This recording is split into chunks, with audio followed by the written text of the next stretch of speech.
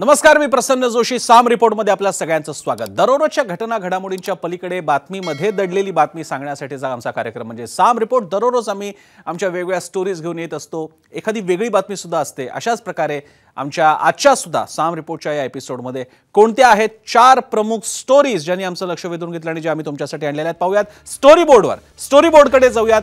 4 stories ज्यांनी आमचं लक्ष वेधून घेतलेले. पहिल्या स्टोरीवर क्लिक करूयात आपण. कोणती आहे पहिली स्टोरी?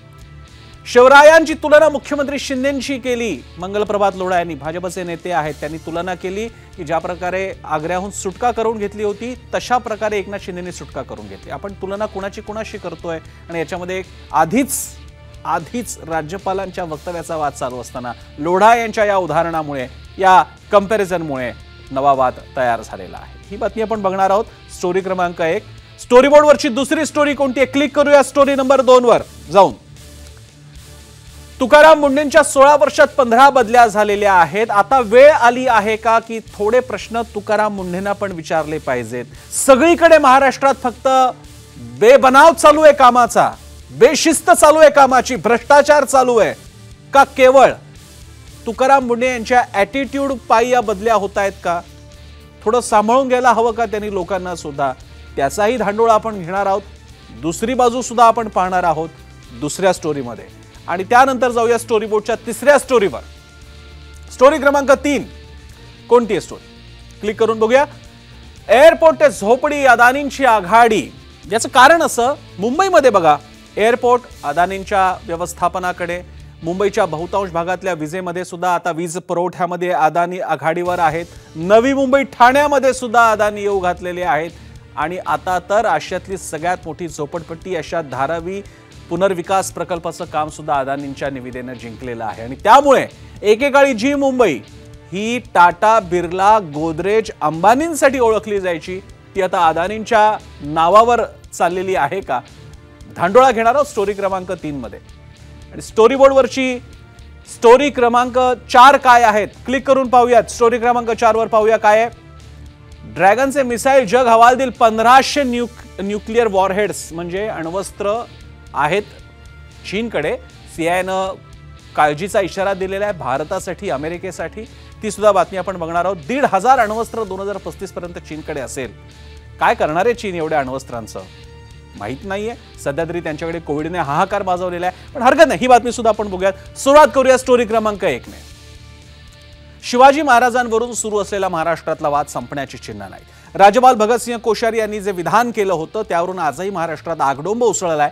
कोश्यारींना हटवण्याची मागणी सातत्यानं होते. इतकं होऊ नये. शिवाजी महाराजांबद्दलचा वाद काही संपत नाहीये. भाजपचे नेते जणू काळजी घेत आहेत का एकही दिवस असा जाऊ नये की महाराजांबद्दलचा वाद उपस्थित होत नाहीये? राज्यपाल झाले, आता पर्यटन मंत्री मंगलप्रभात लोढा घ्या. त्यांनी शिवाजी महाराजांची आग्र्याहून सुटका आणि एकनाथ शिंदेंच्या बंडाची तुलना करून वाद वाढवला. आणि यामुळे शिवप्रताप दिनाच्या कार्यक्रमात जो आज झाला प्रतापगडावरती, तिथं मंगलप्रभात लोढा यांनी शिवरायांबद्दल हे नको ते उदाहरण, ही नको ती तुलना करून राग ओढवून घेतला. लोढा यांच्या वक्तव्यानंतर जे होणं अपेक्षित होतं तेच घडलं. काय घडलं आणि काय होऊ शकतं बघूया त्या रिपोर्ट. शिंदेंच्या बंडाची तुलना आग्र्याहून सुटकेशी. शिवरायांबद्दल बोलताना आणखी एक वाद. बोलताना चूक होतीये की शिस्तय राजकारण. राज्यपाल भगतसिंह कोश्यारी यांनी शिवाजी महाराजांबद्दल केलेल्या विधानावरून महाराष्ट्रात अजूनही असंतोष पेटलाय. राज्यपालांना हटवण्याच्या मागणीवरून रणकंदन सुरू आहे. असं असतानाच भाजपचे नेते आणि पर्यटन मंत्री मंगलप्रभात लोढा यांनी या वादात आणखी तेल ओतलंय. पर शिवाजी महाराज ने खुद के लिए नहीं पर हिंदवी स्वराज्य की स्थापना के लिए वहां से तरीके से बाहर आए. ऐसा ही माननीय एकनाथराव जी शिंदे को रोकने की भी बहुत कोशिश हुई, पर आप भी शिंदे साहब बाहर आए. और आप बाहर आए तो आज ये उल्लास है. महाराष्ट्र के अंदर राष्ट्र प्रेमियों की हिंदुत्व की सरकार आई है. थेट शिवप्रताप दिनाच्या कार्यक्रमातच आणि मुख्यमंत्री शिंदेंच्या समोरच त्यांनी शिंदेंच्या बंडाची तुलना शिवरायांच्या आग्र्याहून सुटकेशी केली. छत्रपती शिवाजी महाराजांची तुलना कुणाशी होऊ शकत नाही. छत्रपती शिवाजी महाराज हे आमचं आराध्य दैवत आहे. आधी सुधांशु त्रिवेदी, मग राज्यपाल आणि आता मंगल प्रभात लोढा. शिवरायांबद्दल बोलताना केलेल्या चुकांतून भाजपचे नेते कोणताही धडा घ्यायला तयार नाहीत असंच दिसतंय.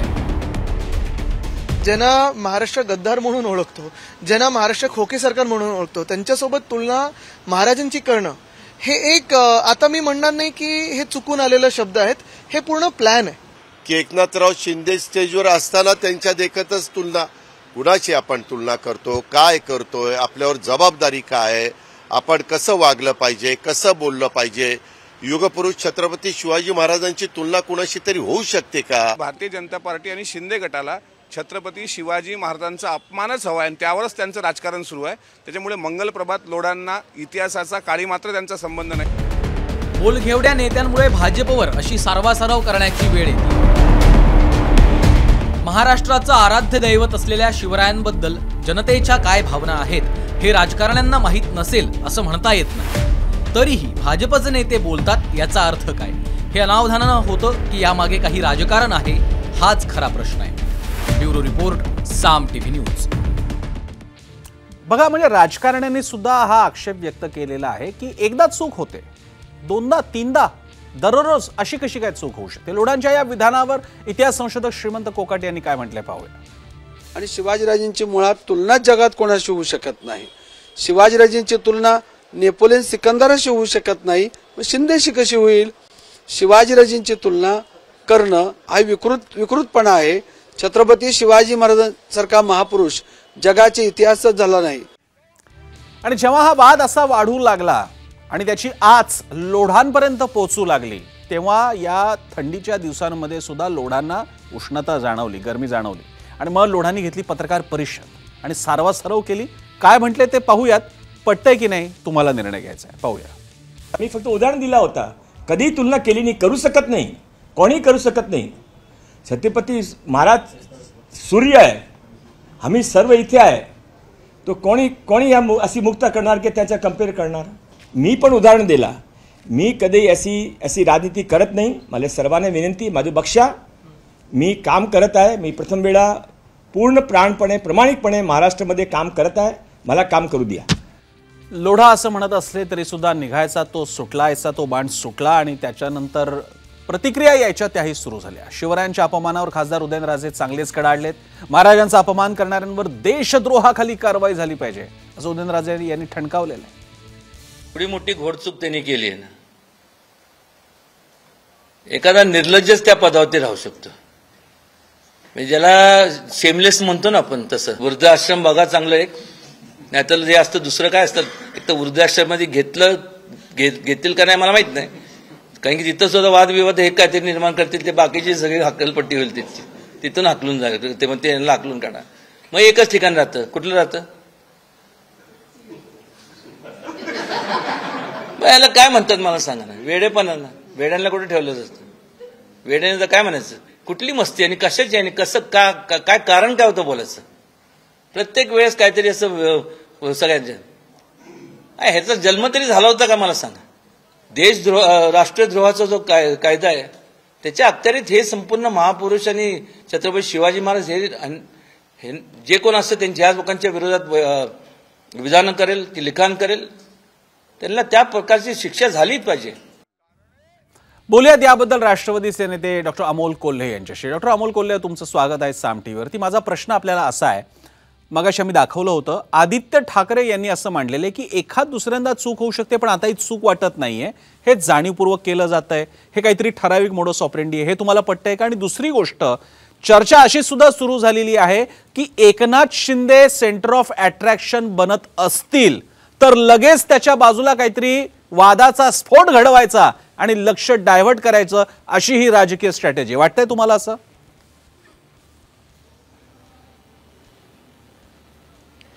नाही, यातल्या पहिल्या मुद्द्याशी मी बऱ्यापैकी सहमत आहे की वारंवार जेव्हा अशी विधानं येतात तेव्हा छत्रपती शिवाजी महाराज ही महाराष्ट्राची अस्मिता आहे, ती आपली ओळख आहे. हे इतकी वर्ष समाजकारणात राजकारणात वावरत असणाऱ्या लोकांना ठाऊक नाही यावर विश्वास ठेवणं अवघड आहे. त्यामुळे पहिली जी जागा, याला अनेक कंगोरे आहेत, पहिला कंगोरा हा येतो तो म्हणजे महाराष्ट्रासमोर देशासमोर जे काही ज्वलंत प्रश्न आहेत ते त्याच्यापासून लक्ष विचलित करण्यासाठी हे केलं जातंय का, अशी शंका मनात याला नक्कीच वावरतो. दुसरी एक फार महत्वाची गोष्ट आहे, मगाशी आपण यांची माननीय मंत्री महोदय मंगलप्रभातजी लोढा यांची क्लिप दाखवली की मी फक्त उदाहरण दिलं. जर फक्त उदाहरण द्यायचं असेल तर लोढा साहेबांना मीही उदाहरणं देतो. मग ज्या छत्रपती शिवाजी महाराजांनी शेतकऱ्याच्या भाजीच्या देठाला हात लागू देऊ नका असं आज्ञापत्र लिहिलं, तेच जर उदाहरण घ्यायचं असेल तर आज शेतकरी जो टाहो फोडतोय, अतिवृष्टीने बाधित असलेला शेतकरी जो टाहो फोडतोय, त्यासाठी आपलं सरकार नेमकं काय करतंय याचं उत्तर द्या. आज जो माझा शेतकरी बांधव ज्याची वीज तोडणी केली जाते, गेले 3 महिने पाऊस होता आणि आता वीज तोडणीची जे फतवे निघतायत त्याविषयी मग तुम्ही नेमकं सरकार काय करताय हे सांगा ना. उदाहरणच द्यायचं तर ही उदाहरणं देऊया ना. बरं, म्हणजे धर्माच्या नावावर भाकरीचा प्रश्न सुटत नाही, हा महाराजांचा जो आदर्श आहे त्याविषयी आपण नेमकं काय करतात याचंही उदाहरण आपण देऊयात. छत्रपती शिवाजी महाराजांनी जे सोशल इंजिनिअरिंग त्यांच्या अष्टप्रधान मंडळात दाखवून दिलं त्याविषयी आपण काय करतो याचंही देऊयात उदाहरण.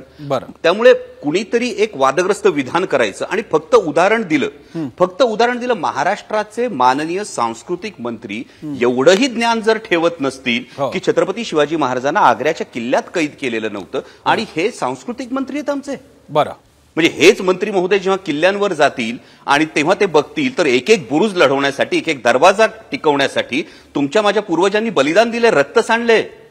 आणि हे सगळं विसरून जर तुम्ही इतकी बेजबाबदार विधानं करत असाल तर तुम्हाला कोणता नैतिक अधिकार राहतो त्या पदावर राहण्याचा. अमोल कोल्हेजी, तुमचा संताप, तुम्ही लोकांच्या मनातला संताप मांडलेला आहे, त्याला वाट आपण मोकळी करून दिलेली आहे. अपेक्षा आहे की यानंतर याला उत्तर दिलं जाईल. आता त्यांच्या प्रतिसादामुळे लोकमानस शांत होईल अशी स्थिती नाहीये, मात्र किमान तुम्ही राग व्यक्त केला, हा लोकांच्या वतीनं झालेला एक प्रकारे त्यांच्या आवाजाचा उद्गार आहे. धन्यवाद अमोल कोल्हेजी. दरम्यान आणखी एक वाद आहे, पण हा वाद जुना आहे, हा वाद दरवेळी येणारा वाद आहे. हा वाद आहे तुकाराम मुंढे जिथे जिथे जातात तिथे ते डॅशिंग असतात, ते वेळेत न आलेल्या कर्मचाऱ्यांना घरी पाठवतात, ते कारवाया करतात, चांगली गोष्ट आहे. पण आता होतंय असं की धडाकेबाज अधिकारी अशी ओळख झालेल्या तुकाराम मुंढेंची पुन्हा एकदा बदली झाली. त्यामुळे तुकाराम मुंढे कुठेच का टिकत नाही अशी चर्चा सुरू झाली आहे. आतापर्यंत तुकाराम मुंढेंचं कौतुक म्हणून या बदल्यांकडे पाहिलं जात होतं, पण त्याला वेगळा काही कंगोरा आहे का, काही वेगळं सुद्धा बोललं जात आहे का, म्हटलं जात आहे का, दुसरी बाजू दाखवणं याच्यासाठीच तर साम रिपोर्ट. पाहूया ती दुसरी बाजू. तुकाराम मुंढेंची पुन्हा बदली. 16 वर्षात 15 पेक्षा अधिक बदल्या. मुंढे कुठेच का टिकत नाहीत? आपल्या सततच्या बदल्यांमुळे चर्चेत असलेले सनदी अधिकारी तुकाराम मुंढे यांची पुन्हा एकदा बदली झाली. सप्टेंबर महिन्यात तुकाराम मुंढे हे आरोग्य आयुक्तपदी रुजू झाले होते, पण अवघ्या 2च महिन्यात त्यांची या पदावरून उचलबांगडी झाली असून त्यांच्याकडे कोणताही पदभार न सोपवता वेटिंगवर ठेवलंय. पण मुंढेंच्या बदलीची ही पहिलीच वेळ नाहीये. 2008 पासून मुंढेंच्या 16व्या सनदी सेवेमध्ये तब्बल 15 वेळा बदली झालीय. आजवर मुंढेंची जिथं नियुक्ती झाली त्या विभागाचे मंत्री किंवा स्थानिक राजकीय पुढाऱ्यांसोबत त्यांचे वाद गाजले. नागपूरमध्ये संदीप जोशी विरुद्ध मुंढे, नवी मुंबईत मंदा म्हात्रे विरुद्ध मुंढे, पुण्यातही सर्वपक्षीय पुढारी विरुद्ध मुंढे. या वादाच्या बातम्यांनी प्रसारमाध्यमांचे पडदे व्यापले होते. त्यामुळे माध्यमं आणि समाज माध्यमांमध्ये त्यांची प्रतिमा हिरो अशी झाली. पण त्यांच्या या हटवादी भूमिकेबाबत मतमतांतर सुद्धा आहे. सनदी अधिकारी हा प्रशासनाचा कणा मानला जातो. अनेक धोरणात्मक निर्णय हे जरी लोकनिर्वाचित अशा राजकीय व्यवस्थेकडून घेतले गेले तरी त्याची अंमलबजावणी करण्याची जबाबदारी ही प्रशासनावर असते. त्यामुळे चमकोगिरी करून माध्यमांमध्ये चर्चेत राहण्याऐवजी नियमात राहून आणि प्रशासकीय व्यवस्थेवर पक्की मान ठोकून धोरणात्मक निर्णय घेणाऱ्या अधिकाऱ्यांची आज खरी गरज आहे. त्यामुळे सततच्या बदल्यांमुळे चर्चेत राहण्याऐवजी एखादा प्रकल्प किंवा धोरणावर आपल्या कामाची छाप सोडून तुकाराम मुंढे चर्चेत राहावं अशी त्यांच्या चाहत्यांची इच्छा नक्कीच असेल. ब्युरो रिपोर्ट, साम टीव्ही न्यूज. आणि याबद्दल बोलूयात आपण. महेश झगडे माजी IAS अधिकारी आहेत आणि महेश झगडे साधेसुधे नुसते अधिकारी नाहीयेत, तेही असेच अधिकारी आहेत की ज्या गुणांसाठी मुंढे ओळखले जातात. त्यांनी एका प्रचंड मोठ्या आरोग्य विषयक उत्पादनं बनवणाऱ्या कंपनीला अंगावर घेतलं आणि त्यावेळी त्यांनी तिचा लायसन्स परवाना रद्द केला होता आणि आता अखेर इतरांनी सुद्धा, सरकारांनी, राज्य शासनाने सुद्धा तोच कित्ता गिरवलेला आहे. महेश झगडेंकडे आपण जाऊया. झगडेजी, तुमचं स्वागत आहे साम टीव्हीवर. माझा आपल्याला प्रश्न आहे, आपण सुद्धा आहात की डॅशिंग अधिकारी होतात की तुम्ही सुद्धा होता? आणखी 10 नावं तर तुम्ही सुद्धा सांगाल. तुकाराम मुंढेंना एक वडिलकीचा भाऊकीचा सल्ला, एक थोरल्या भाऊ म्हणून सल्ला तुम्ही काय द्याल? या त्यांच्या बदले आता त्यांचं मेरिट म्हणून बघायचं का थोडंफार त्यांचं पण चुकतंय? नाही, याच्यामध्ये एक असं आहे की या सगळ्या व्यापामध्ये आणि या सगळ्या चर्चेमध्ये जनतेचं कल्याण हे महत्वाचा विषय आहे आणि जनतेच्या कल्याणासाठी ही प्रशासकीय व्यवस्था आहे. आणि या जनतेच्या कल्याणासाठी 350 IAS अधिकारी, IPS आणि संपूर्ण 15-16 लाखची जी ही ब्युरोक्रेसी आहे, नोकरशाही, त्याच्या माध्यमातून हे चालतं. बरं, यांनी चांगलं काम करावं हे असं अपेक्षित आहेतच. आणि याच्यामध्ये 350 IAS अधिकारी आणि तितकेच बरेचसे IPS अधिकारी चांगलं काम करतात. त्याच्यामध्ये काही अपवादात्मक अधिकारी असतात की ज्यांच्यावरती आक्षेप घेतला जातो. आणि काही लोकांचं समाज माध्यमाकडे किंवा मग माध्यमाच्या मार्फत ते समाजासमोर येतात की ते चांगलं काम करतात. याचा अर्थ असं नाही की अधिकाऱ्यांच्या मध्ये फारच बोटावर किंवा हाताच्या बोटावर मोजले इतकंच कमी अधिकारी चांगले आहेत आणि बाकीचे चांगले अजिबात नाहीये. बहुतांश अधिकारी चांगले असतात पण ते बाहेर लोकांना दिसून येत नाही. हा मुद्दा नंबर 1. दुसरा मुद्दा असा आहे की वारंवार बदल्या होत असतील तर त्याच्यामध्ये कधीतरी आपण स्वतः अंतर्मुख होण्याची गरज आहे. माझ्याही सुरुवातीला हा त्रास मला झाला होता, पण मग आपण थोडं पोक्तपणे मॅच्युअरली विचार करून आपल्याला केवळ बदली करून तिथे जाण्यापेक्षा आपल्याला जे साध्य करायचं प्रशासनामध्ये ते साध्य करायचं असेल तर आपल्याला एक समन्वय आणि तोही राजकीय नेतृत्वाचे समन्वय. याचा अर्थ असं नाही की त्यांनी काही सांगितलं तरी ऐकलं. आपण त्यांना समजावून सांगण्याची ताकद आली पाहिजे. आणि जसं आपण वय वाढतं, जसं आपण पदावर वरती जातो, तसं आपल्याला आपली कन्व्हिन्सिंग पॉवर वाढवावी लागते. आणि त्या पद्धतीने नेतृत्व, माझा अनुभव असा आहे की आपण समजावून जर सांगितलं तर ते निश्चितपणे ऐकतात. राजकीय नेतृत्व एक प्रत्येक वेळेस चुकतंच असं मला अजिबातच नाही. आणि तिसरी महत्वाची गोष्ट आहे की याच्यासाठी प्रोटेक्शन आणि संरक्षण देण्यासाठी वारंवार बदल्या होऊ नयेत म्हणून त्यासाठी केवळ राजकीय नेतृत्व जबाबदार नसतं, तर प्रशासकीय नेतृत्व जे असतं की चीफ सेक्रेटरी असतील, त्यांची कमिटी असते, त्याला आस्थापना नागरी सेवा मंडळ म्हणतात, त्यांची समिती निर्णय घेते या अधिकाऱ्याला बदलायची किंवा नाही. खरं त्यांनी समोर आलं पाहिजे माध्यमांच्या समोर की बदली का होते किंवा वारंवार बदली का होते. दोन्ही बाजू त्यांनी समोर आणल्या पाहिजेत. नक्कीच. आता हे सगळं खरं पारदर्शकपणे समाजापुढे जर आलं मग चित्र स्पष्टपणे होईल. अतिशय झगडेजी, आपण अतिशय महत्वाचा मुद्दा मांडलेला आहे. आपण एकीकडे तुकाराम मुंढेंना सुद्धा एक वडीलधारा सल्ला देत असताना तुम्ही हेही जाणून दिलेलं आहे की ज्या अधिकाऱ्याला साधारणपणे टेन्युअर 4 ते 5 वर्षाचा मानला जातो, 3 ते 5 वर्षाचा अधिकार असतो शेवटी बदलीचा, पण तरी सुद्धा तो टेन्युअर दिला जात नाहीये. या बाबतीत शासनाला सुद्धा पारदर्शी राहायला पाहिजे. अतिशय महत्वाचा धडा आपण घालून दिलेला आहे. खूप खूप आभार झगडेजी आपण दिलेल्या सविस्तर प्रतिक्रियेसाठी. सध्या मुंबई अदानींच्या नावाने आता ओळखली जाणार आहे आणि हे अतिशयोक्ती नाहीये. जी मुंबई एकेकाळी टाटा, बिर्ला, गोदरेज, अंबानी यांच्या नावाने ओळखली जात होती कारण त्यांची घरं बघितली जात होती, त्यांच्या कंपन्या सगळीकडे होत्या. आज मात्र जिथे तिथे अदानी आहेत. मुंबईतला एअरपोर्ट असो अथवा झोपडपट्टी, आता सगळीकडे गौतम अदानींची छाप दिसणार आहे. आशियातली सगळ्यात मोठी झोपडपट्टी असलेल्या धारावीचा पुनर्विकास आता गौतम अदानी करणार आहेत. पुनर्विकासाची बोली अदानी ग्रुपनं जिंकली आहे. अदानी यांच्या कंपनीनं 5,069 कोटींची बोली लावली होती. DLF ग्रुपनं 2,025 कोटी रुपयांची बोली लावली. धारावीचा कायापालट करून मुंबईचं शांघाय करण्याची घोषणा काही वर्षापूर्वी केली जात होती. आता ते स्वप्न अदानी पूर्ण करणार का याची उत्सुकता आहे. कारण मुंबईचं एअरपोर्ट अदानींकडे, मुंबईला वीज पुरवठा करणारी कंपनी जे पर्याय आहेत त्याच्यामध्ये अदानी आहेत. पुढे वसई विरारपर्यंत असो किंवा आता तर ठाणे आणि नवी मुंबईत अदानी येऊ घातलेले आहेत विजेच्या पुरवठ्याबाबतीत. आणि आता धारावीसारखा भला मोठा पुनर्विकास प्रकल्पही अदानींकडे आलाय. त्यामुळे मुंबई म्हणजे अदानी असं समीकरण रूढ होऊ पाहतंय का याचा धांडोळा घ्यावा लागेल.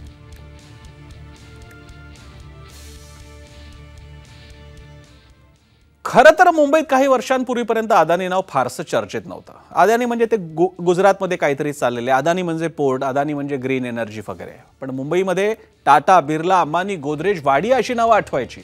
या उद्योगपतींच्या घराण्यांचं मुंबईवर वर्चस्व होतं. ही घराणी सुद्धा मुंबईमुळे नावारूपाला आली. मात्र आता या सगळ्यांमध्ये किंबहुना सगळ्यांना बाजूला सारत आघाडीचं धडाडीचं नाव पुढे येतंय ते म्हणजे अदानी. टाटा, बिर्ला, अंबानी, गोदरेज, वाडिया याच्यापैकी अंबानी हे शेवटचं मोठं नाव मुंबईतून झालेलं आहे. पण फार कमी काळात, 1 दशकापेक्षा कमी काळात अदानी यांनी आता या उद्योगपतींच्या मुंबईतला एलिट क्लब, अभिजन उद्योगपतींचा क्लब यामध्ये सामील झालेले. आणि जरा शेजारी राष्ट्राकडे वळूया. चीनला काय झालेलं आहे कळतच नाहीये. एकीकडे कोविडमुळे त्यांना पुन्हा निर्बंध आणावे लागतात, त्याच्या विरोधात जनता रस्त्यावर उतरलेली आहे. शी जिनपिंग हटाव अशी घोषणा दिली जाते. अशा वेळी चीननं देशाच्या आरोग्य सुरक्षिततेकडे बघण्याच्या ऐवजी जे शत्रूच त्यांना नाहीये त्या शत्रूंना मारण्यासाठी रणनीती आखली जाते. कोणती रणनीती आहे? अण्वस्त्रांची संख्या झपाट्यानं वाढवतोय चीन. ही क्षमता इतकी असेल की इतर कोणताही देश चीनसोबत युद्ध करण्यासाठी 100 वेळा विचार करेल. पण करेल कशाला युद्ध, हा पहिला प्रश्न आहे. चीन अण्वस्त्र आणि क्षेपणास्त्रांच्या क्षमतेत दुपटीनं वाढ करतोय. सध्या चीनकडे सुमारे 400 अण्वस्त्र आहेत. म्हणजे अर्थात ही जाहीर जी आंतरराष्ट्रीय आण्विक संशोधन जी विविध एनजीओज आहेत, संस्था आहेत, थिंक टँक आहेत, त्यांच्यापर्यंत आलेली माहिती आहे. आकडा मोठा असू शकतो. 2035 पर्यंत ही संख्या सुमारे 1,500 पर्यंत पोहोचण्याची शक्यता आहे. पेंटागॉनच्या ताज्या अहवालात हा खुलासा करण्यात आलेला आहे. 1,500 अण्वस्त्र म्हणजे संपूर्ण पृथ्वी नष्ट करण्या इतकी ताकद असलेली ही अण्वस्त्रांची संख्या आहे. पेंटागॉनच्या अहवालात काय म्हटलं आपण पाहूया. पेंटागॉनचा अहवाल असं सांगतो की चीन वेगानं अण्वस्त्रांचा साठा वाढवत चाललेला आहे. पुढील 12 वर्षात, फक्त 12 वर्षात चीनकडे 1500 अण्वस्त्र असतील. चीनकडून दुपटीनं अण्वस्त्रांची संख्या वाढवली जात आहेत. चीन अमेरिकेसाठी आव्हान बनत चाललेलं आहे आणि चीनच्या सभोवताली असलेल्या राष्ट्रांसाठी ज्यांच्याबरोबर चीनचे संबंध फारसे चांगले नाहीत, उदाहरणार्थ भारत, उदाहरणार्थ चीन, ज्याला साऊथ चायना सीच्या भागातले देश आहेत, जपान आहे, यांच्या बाबतीत चीनची वाढती अण्वस्त्र क्षमता हे एक आव्हान बनू शकतं. चीनला शेवटी कोण सांगणार, तिथे राष्ट्राध्यक्षांना मरेपर्यंत सुप्रीम लीडर राहायचंय. कोरोनामुळे ग्रस्त असलेल्या लोकांपेक्षा त्यांना अण्वस्त्रांची संख्या वाढवायची, ज्याचा त्याचा चॉईस आहे. पसमानदा मुस्लिम हा मुसलमानांअंतर्गत एक प्रकारे ज्याला खालचा वर्ग मानला जातो.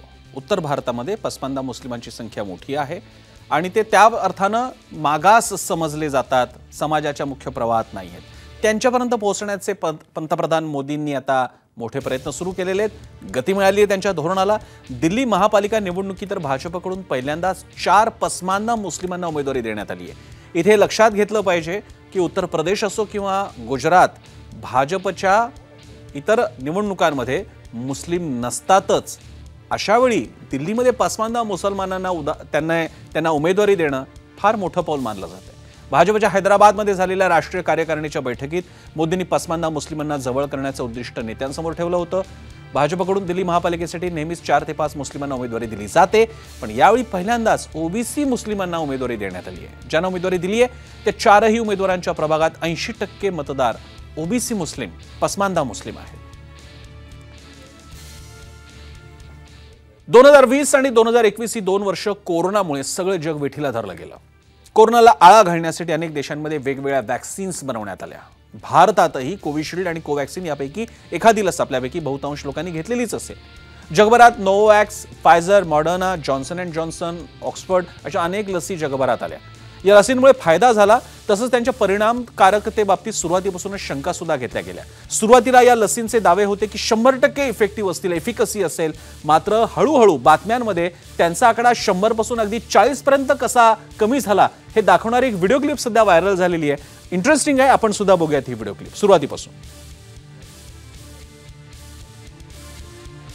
आपण बघूयात या व्हिडिओ क्लिपमध्ये कसं दाखवलं. सोशल मीडियावर सध्या एका अनोख्या वेडिंग फोटोशूटची चर्चा आहे. 2 नववधूंनी हे फोटोशूट केलंय.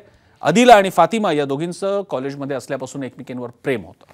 मात्र जेव्हा घरच्यांना ही गोष्ट समजली तेव्हा त्यांना विरोध झाला. अखेर या मुलींनी घरातून पळून जायचं ठरवलं आणि न्यायालयाचं दार ठोठावलं. न्यायालयानं त्यांना एकत्र राहण्याचं स्वातंत्र्य दिलेलं आहे. एकत्र राहण्याचं स्वातंत्र्य मिळालं असलं तरीही त्यांच्या लग्नाला आपल्या देशात कायदेशीर मान्यता नाही. आपण लग्न करायचं की नाही यावर दोघींचाही अजून निर्णय नाहीये. मात्र सोशल मीडियावर या दोघींनाही फॉलो करणारा त्यांचा चाहता वर्गही मोठा आहे. त्यामुळे या दोघींच्या फोटोशूटची सध्या सोशल मीडियावर चांगलीच हवा आहे. याच दरम्यान अमेरिकेमध्ये मात्र समलिंगी संबंध असलेल्यांमध्ये लग्न करण्याची त्यांना परवानगी कायद्यानुसार देण्यात आलेली आहे. हा एक प्रकारे वेगळाच योगायोग म्हणावा लागेल. आणि आता साम रिपोर्टमध्ये थांबत असताना एक वेगळा व्हिडिओ पाहण्याची आपली पद्धत आहे. वाह व्हिडिओ असं आपण त्याला नाव ठेवलेलं आहे. अक्रोड खाण्यासाठी फार कष्ट करावे लागतात, पण वायफळ वाटणारं कवच कधी कधी अशा पद्धतीनं कामाला येऊ शकेल असं कोणाला वाटणारही नाही. या व्हिडिओमध्ये जो व्हिडिओ आम्ही तुम्हाला दाखवणार आहोत, एका कलाकारानं अक्रोडचा ज्या पद्धतीनं वापर केलाय, पाहूयात हा व्हिडिओ.